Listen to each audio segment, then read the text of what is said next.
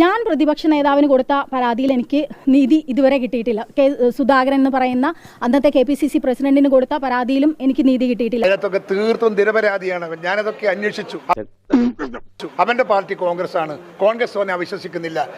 ആര് പറഞ്ഞാലും നമുക്കത് പ്രശ്നമല്ല, സ്വാഭാവികം. പക്ഷേ ഇന്ന് ഇപ്പം നമ്മുടെ പ്രതിപക്ഷ നേതാവ് VD സതീശൻ, പ്രിയപ്പെട്ട നേതാവ് രമേശ് ചെന്നിത്തല, K മുരളീധരൻ ഒക്കെ രാഹുൽ മാങ്കൂട്ടത്തെ തള്ളി പറഞ്ഞുകൊണ്ട് സ്ത്രീപക്ഷത്ത് നിൽക്കുമ്പോൾ അതെനിക്ക് ഒരുപാട് അഭിമാനമായിട്ട് തോന്നുന്നുണ്ട്. ഒരു പരാതി, ആദ്യത്തെ മുഖ്യമന്ത്രിക്ക് കൊടുത്ത പരാതിയുടെ കോപ്പി ഞങ്ങൾക്ക് കിട്ടി.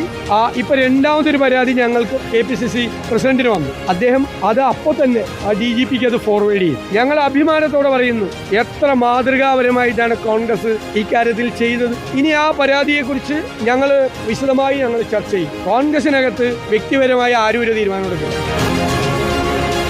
പാർട്ടി ഏൽപ്പിച്ച് ജനങ്ങൾക്ക് വേണ്ടി പ്രവർത്തിക്കാനാണ്, അല്ലാതെ മതിലയാടാനല്ല. ഇനി ചില നേതാക്കന്മാരൊന്നുമില്ല, പുകഞ്ഞ കൊള്ളി പുറത്ത്. ആ പുകഞ്ഞ കൊള്ളിയോട് സ്നേഹമുള്ളവർക്കും പുറത്തു പോവാം.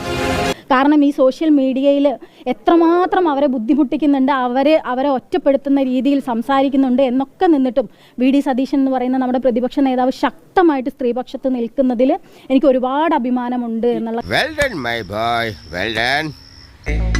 Okay. Perfect. Okay. മച്ചാനത് ഒരളിയാ.